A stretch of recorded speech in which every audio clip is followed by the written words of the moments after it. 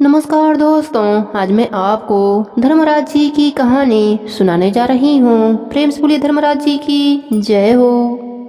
एक गांव में एक परिवार रहता था। परिवार में जानकी और उसका 5 साल का एक पुत्र था। जानकी के पति का एक बीमारी में स्वर्गवास हो गया था। जानकी धर्मराज जी का नित्य नियम निभाती थी। एक दिन जानकी का पुत्र बोला, माँ तुम यह क्या करती हो, इससे क्या होता है? तो जानकी बोली, बेटा यह धर्मराज जी हैं जो हमारे कर्मों का लेखा जोखा लेते हैं और हमारे दुख दरिद्र को दूर कर देते हैं। एक दिन सेठ आता है और कहता है, जानकी तुमने अपने पति के इलाज के लिए 10,000 रुपए लिया था जो अब 30,000 हो गए हैं, कब चुकाओगी? जानकी कहती है, सेठ जी आप मुझे 2-3 महीने का समय दे दीजिए, मैं चुका दूंगी। पर सेठ कहता है, नहीं तो मुझे 2-3 दिन के अंदर 10,000 रुपए दे दो, नहीं तो तुम्हें जेल की हवा खानी पड़ेगी।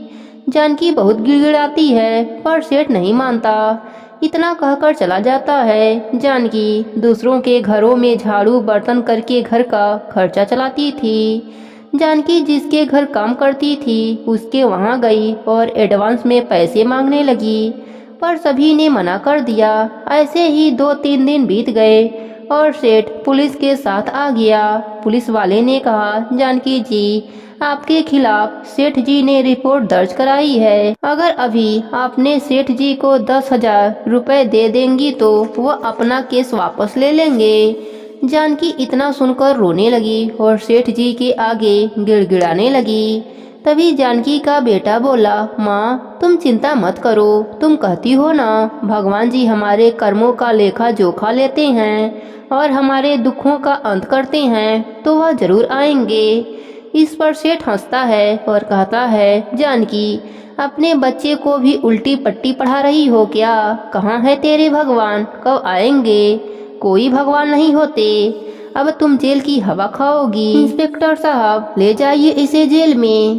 तभी एक दूसरे सेठ जी आते हैं और कहते हैं, रुक जाइए इंस्पेक्टर साहब, सेठ जी का कर्ज मैं देता हूँ। और वह 30,000 रुपए देते हुए कहते हैं, आपका कर्ज समाप्त हो गया कि और है? इस पर सेठ जी कहते हैं, हाँ हो गया, पर आप कौन हैं? आप जानकी के रिश्तेदार हैं क्या?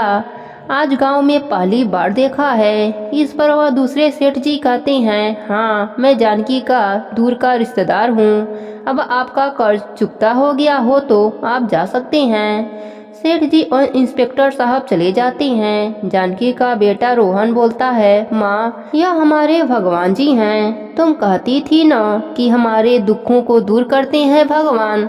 तब जानकी उस दूसरे सेठ जी से पूछती है, आप कौन हैं? आपने हमारी सहायता क्यों करी? तब धर्मराज जी अपने असली रूप में दर्शन देते हैं और कहते हैं, जानकी अब दुख के दिन समाप्त हो जाएंगे। इतना बोलकर वह अंतर ध्यान हो जाते हैं। माँ बेटा दोनों धर्मराज जी को दंडवत प्रणाम करते हैं। धर्मराज जी की कृपा से जानकी का घर अन्न धन से भर जाता है। धर्मराज जी का नित्य नियम निभाने से जानकी का यह लोक और मरने के बाद परलोक सुखमय बन जाता है। हे धर्मराज जी, जैसे आपने जानकी पर अपनी कृपा करी, वैसे ही अपने सभी भक्तों पर अपनी कृपा बनाए रखना। जो भी आपका नित्य नियम निभाए उसका यह लोक और मरने के बाद स्वर्गलोक का सुख देना। कहानी अधूरी हो तो पूरी करना, पूरी हो तो मान रखना। प्रेम से बोलिए धर्मराज जी की जय हो।